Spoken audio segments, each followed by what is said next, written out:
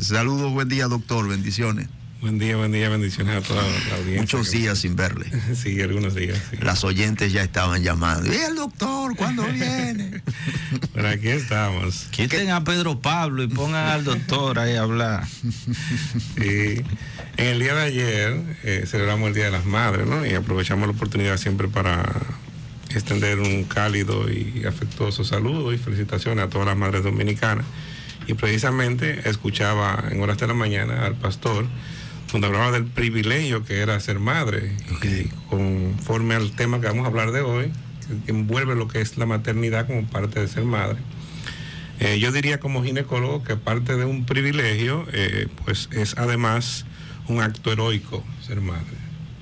Sí, bueno, pues como un acto heroico, bueno, pues es que cada historia de una mujer durante un embarazo, cuando lo logra, realmente envuelve muchas condiciones que modifican dentro de su propia historia lo que es su condición emocional, su parte física y algunos órganos también se alteran porque hay muchos cambios o adaptaciones durante el embarazo que en ocasiones el cuerpo humano, el de la mujer en este caso, no puede adaptarse de manera adecuada y trae consigo algunas complicaciones como es la que vamos a hablar en el día de hoy, que son los trastornos hipertensivos gestacional durante el embarazo. Doctor, disculpe que quizás le saque bruscamente del tema que usted trae. No es que quiero que lo cambie, pero así como usted habla de esos cambios que hay en la mujer, el tema de los antojos, ¿eso es real? ¿O eso es un mito? Es un mito. Pero yo conocí una mujer, doctor, que comía. Ella iba al colmado donde yo, en mi casa, y compraba jabón y arroz y se lo comía en un embarazo. El niño salió blanquito, sí, pero... Sí, dicen que sale limpio.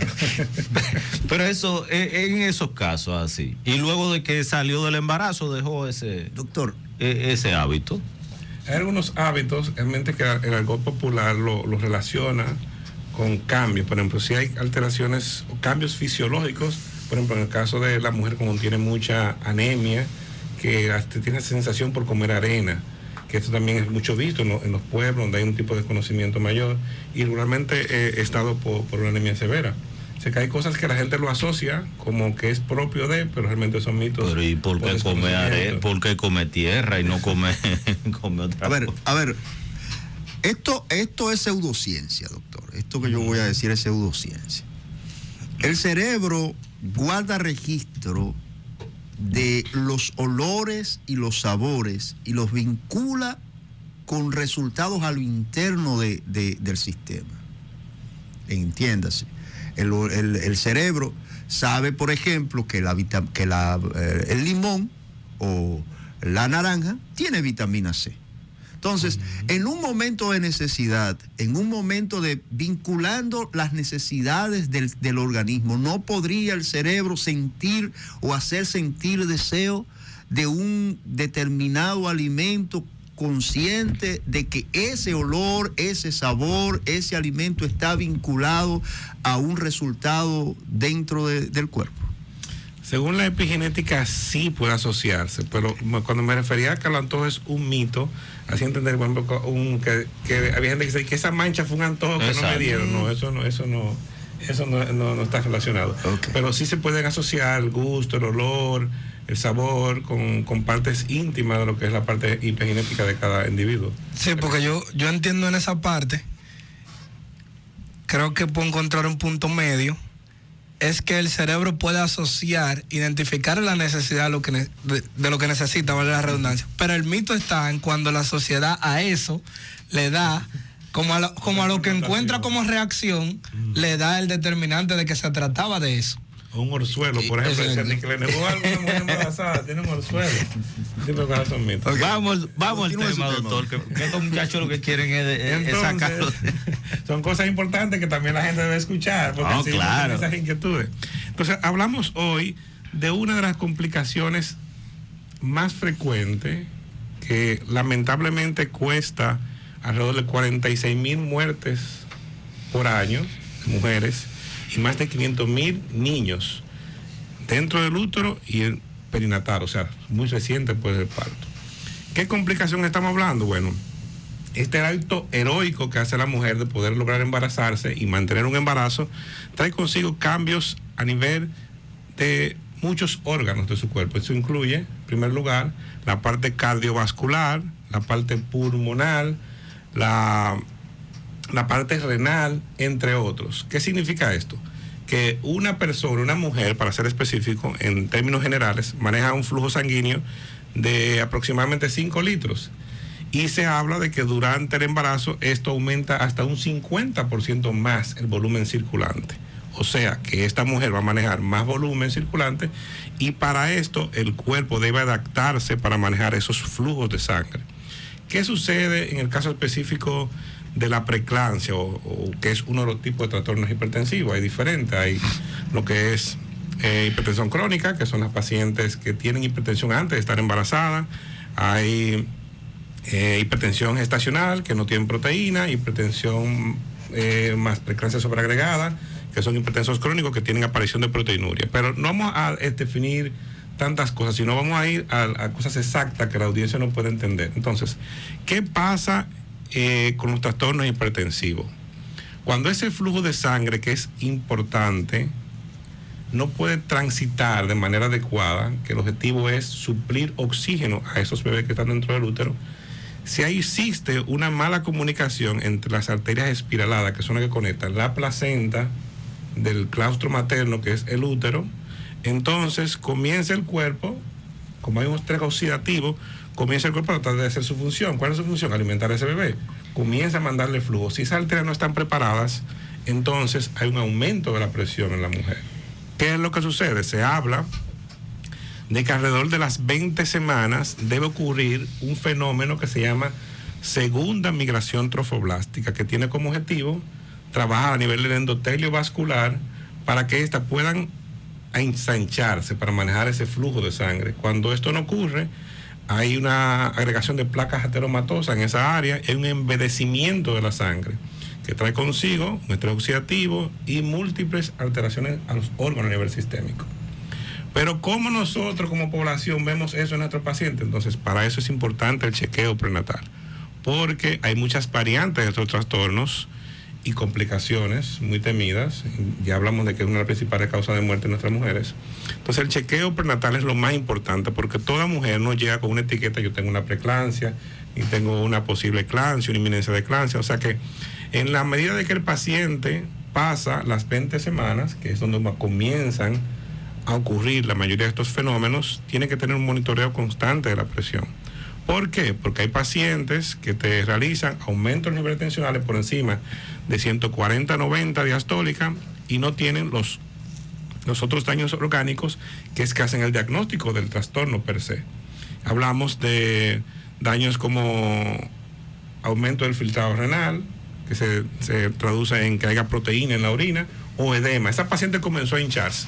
Hay un edema que es fisiológico en las mujeres, pero existe una proporción de ese edema que es secundario a un fallo en el filtrado renal. Entonces, esos pacientes hay que estar haciéndole pruebas periódicas de lo que son sus transaminasas, de las lipoproteínas, de examen de orina, que es donde el primer aviso es ese. Está comenzando a filtrar el paciente a nivel del riñón. Entonces, nuestras pacientes que nos escuchan, es importante tener un chequeo periódico de cerca con su médico, porque estas alteraciones se van dando de manera paulatina y para nosotros los ginecólogos es sumamente difícil porque estamos decidiendo la vida de 2 personas. Entonces, cuando ocurre un embarazo que no es de término, 34, 32 semanas, el tratamiento definitivo de una preeclampsia severa es el desembarazo, desembarazar esa mujer. Hay condiciones que permiten poder ganar un poquito más de tiempo, si no es tan agresivo el trastorno, y podemos inducir la madurez de los pulmones, podemos llegar a tratar las 34 semanas, pero si llega un punto donde comienza a desestabilizar los otros órganos, como el hígado, como el riñón, porque hay un aumento del gasto cardíaco, como un edema pulmonar que también ocurre, entonces definitivamente hay que terminar el embarazo, así sea la edad gestacional que tenga. Obviamente nosotros tratamos de llevar la inducción pulmonar del bebé al mayor grado y tenemos que valernos de una unidad de cuidado intensivo neonatal y una unidad de cuidado intensivo para adultos, para poder dar el soporte necesario a esta persona porque es un binomio que estamos manejando. No podemos alegremente decir, lo vamos a sacar porque sí, porque mientras menor edad gestacional tiene el bebé, mayor riesgo de que el bebé pueda fallecer. Entonces, ahí entran en juego muchos factores que deben ser tomados en cuenta, tanto para la madre como para el bebé. Hay una pregunta casi lógica, resultado de este hecho y las discusiones en República Dominicana. Cuando se dan esos casos, doctor, que usted está convencido de que ya no es posible mantener los dos procesos, ¿verdad? La vida de la madre y la formación del niño. ¿Hay algún tipo de a ver, ¿cómo decir? Protocolo, proceso. Algo que le ate las manos para tomar decisión, o ustedes lo hacen siguiendo un protocolo con libertad. Evidentemente, usted acaba de hablar de conciencia, pero ¿hay algo que le impida hacerlo? Sí, realmente es muy complejo, porque ese privilegio que tienen las madres a veces se convierte en un riesgo para su propia vida. Okay. Y es muy difícil ver cómo una madre se niega a desembarazarse por querer proteger a su bebé. Oiga cómo es la naturaleza humana. O sea, uno está viendo delante de un paciente, recientemente me tocó algo en estos días, donde el paciente decía, doctor, no hay otra alternativa de tratamiento, yo no quiero desembarazarme, yo soy un bebé prematuro y yo sé que tiene riesgo de fallecer. Y el paciente van y buscan otra opción. A fin de cuentas, todos los ginecólogos tenemos las mismas guías y trabajamos bajo las mismas guías. O sea, nadie se va a arriesgar a someter a un paciente sin saber que puede ganar 24, 48 horas y ese paciente en 48 horas se puede descompensar de manera importante. O sea, en fin, las guías son claras, establecen en los criterios para desembarazo, pero siempre hay una resistencia del paciente, en algunos casos, de poder contemporizar ese embarazo para garantizarle mejor expectativa de vida a los bebés. O sea, lo que usted me está diciendo es que generalmente las que menos están dispuestas o deseosas de hacerlo son las madres. En muchos casos sí. Imagínese usted qué difícil usted decir un paciente que tiene que desembarazarse y él se niega a hacerlo. O sea, es un acto un poco complejo. Y me ha pasado en muchos casos que sucede eso, nos pasa a muchos colegas, y el paciente se va de la consulta y viene complicado. Entonces ahí tú asumes ya las complicaciones propias de una sesión como esa. Bueno, lo que pasa es que que complicaciones. Evidentemente una mujer que haya decidido que esté embarazada y que consulte a un médico es porque está queriendo tener esa criatura, ¿verdad? No es igual que una pero que... Eso es un nivel sentimental, pero desde el punto de vista lógico, humano y de la ciencia, uno sabe que eso no es posible. Y, por ejemplo, eso es lo que la gente conoce como el frenesí, en el campo le decían frenesí, o convulsiones. Estas pacientes, cuando se descompensan de manera importante, pueden llegar a tener convulsiones tónico-clónicas importantes. O sea, puede perderse el bebé y puede tener secuelas permanentes. Ya. Y doctor, ¿qué pasa ya luego de que una mujer haya tenido esta situación de bajo flujo sanguíneo? ¿Qué va a producir esto en la criatura? Bien, para nosotros los ginecólogos, por ejemplo, cuando ya observamos o diagnosticamos un trastorno hipertensivo leve para poder darle seguimiento, pues mantenemos una monitorización constante de lo que es el flujo sanguíneo a nivel de las arterias espiraladas del bebé, que hoy día es uno de los factores que se toma como un factor preventivo de indicar si hay un mayor riesgo de padecer un trastorno hipertensivo. Se hace una sonografía, se mide el flujo de esto, y este flujo marca lo que es la diferencia de unos factores que se llaman angiotensinas, que nos indican si hay un mayor riesgo de tener trastorno hipertensivo. Y ante esto, si existe un nivel mayor 85 entre esta relación, entonces se indican algunos tratamientos que disminuyen las probabilidades, no es que la va a eliminar, va a disminuir las probabilidades de esta poder cursar con un trastorno hipertensivo, como es la aspirina, se da en las noches de 80 y 81 miligramos a 180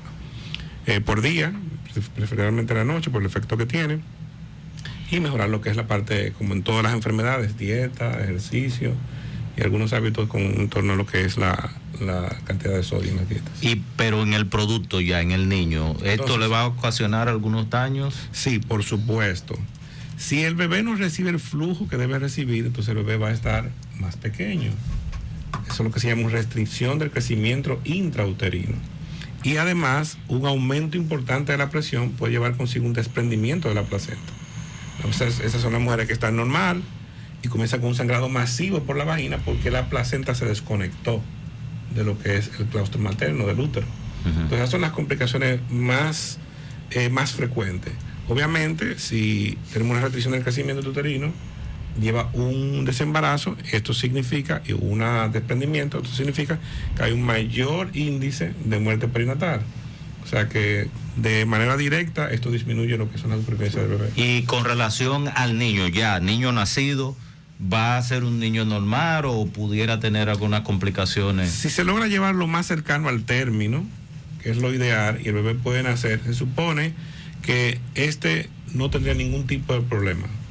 Pero se habla de que genéticamente los hijos de madres que hacen trastorno hipertensivo tienen mayor tendencia a un embarazo eventual poder hacerlo. Igual, las madres que hacen trastorno hipertensivo durante su vida reproductiva tienen mayor probabilidad de que en su vida adulta tengan trastorno hipertensivo, porque es una prueba de esfuerzo, el embarazo es una prueba de esfuerzo, donde todos los órganos se ponen al límite en su máxima expresión. A veces cuando uno ve un hombre chiquito, de que usted nació como prematuro. Doctor, una pregunta. Usted siempre maneja los datos y porcentajes. ¿Es más frecuente, hay una edad de estar vinculado a embarazos tempranos, embarazos tardíos? Sí, realmente existen varios factores de riesgo, se clasifican en moderados y severos. Entre los moderados están las primerizas, como un primer contacto del tejido trofoblástico, tienen mayor predisposición a hacer un trastorno hipertensivo. Están las multíparas, los dos extremos, siempre es mayor. Están los embarazos gemelares porque hay mayor cantidad de tejido. Están los que tenga historia de haber anteriormente estado asociado a un trastorno hipertensivo.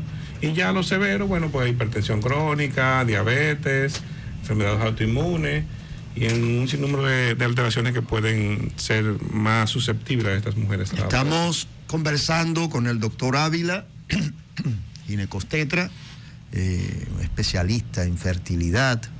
550-2445, si nuestras oyentes o nuestros oyentes, porque también los hombres se preocupan por este tema de embarazo, porque al final alguien dijo que el deseo de todo hombre es proyectar sus genes hacia el futuro. 550-2445. Llámenos y cuéntenos su historia de maternidad y su gestación con presión alta. Y luego, doctor, ¿qué pasa? He visto personas, he escuchado personas, mujeres, que luego de tener una ¿cómo se llama? Preeclampsia durante el embarazo, esto puede traerles consecuencias cardíacas a futuro, luego del embarazo.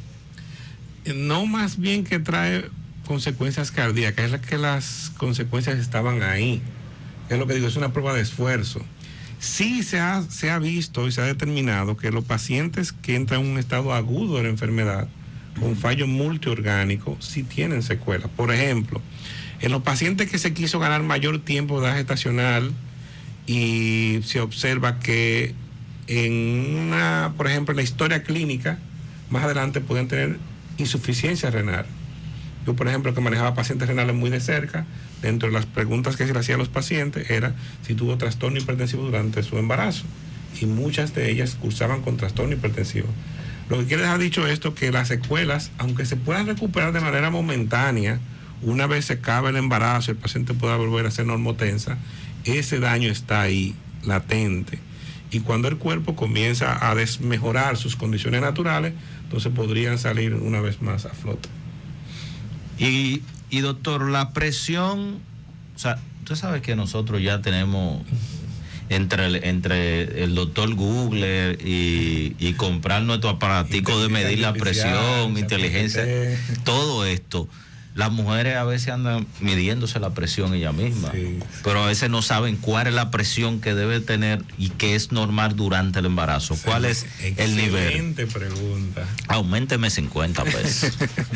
Realmente se habla de que los niveles tensionales durante la gestación deben de estar por debajo de 140 la sistólica y 90 milímetros de mercurio la diastólica. Ese es el promedio en sentido general, pero hay pacientes que de manera normal manejan los niveles de tensión un poquito más bajos. Entonces, hay pacientes que te manejan 90-60 y es normal para ellos. Entonces, lo que se toma como referencia es la presión media, porque nos manejan 90-60, te puede hacer un trastorno hipertensivo con menos de 90 diastólica. Y no es frecuente, pero puede ocasionar, puede pasar eso. Entonces, por eso, aunque el promedio sea 140-90, siempre nosotros tomamos en cuenta cuál es la presión media que maneja ese paciente. Si maneja una diastólica mayor de 30 milímetros de mercurio, entonces ya es un paciente que estamos entre la vista de sospecha. O sea, si se manejaba 60 normal y llega a la consulta con 100, ya es un paciente que hay que darle un seguimiento. Un aumento desproporcionado del peso, donde se supone que un paciente debe ganar 1 libra, 1 kilo por mes, y usted ve que de una consulta a otra en 3 semanas le gana 10 libras, 7 libras, es un paciente que hay que observarlo. Porque, o sea, que las embarazadas deben estar ahí a mano entre el cardiólogo y el ginecólogo, abrazado con esos dos médicos. Es un tratamiento multidisciplinario, debe llevar nutricionista, o sea, depende de lo que se vaya encontrando. Ya. Doctor, se nos agotó el tiempo. Bien. Díganos si nuestros oyentes tienen la intención de comunicarse con usted, cómo lo hacen, cómo pueden visitarle y cómo se pueden comunicar con usted. Muy bien. Para finalizar, un mensaje corto. A todas las personas que nos escuchan, la maternidad, así como decía el pastor, es un privilegio, es un acto heroico que debe ser supervisado. Trate siempre de acudir a sus consultas médicas especializadas. Es el único indicador de que podamos observar a tiempo y prevenir catástrofes mayores y adaptarse a las guías, que es lo que se ha establecido. Y obviamente mejorar el sentido general, lo que es la parte de la dieta y la alimentación. Y por aquí estamos en La Romana y en Santo Domingo, en un contacto único para consulta, que es el 829-637-9214 vía WhatsApp. Doctor, usted tiene casa nueva, indíquele a sus pacientes dónde está ubicado. Sí, estamos aquí en Romana del Oeste, cambiaron el nombre ahora, la avenida. No, el Boulevard. Quinto, algo así. Ay, doctor, cosa veremos.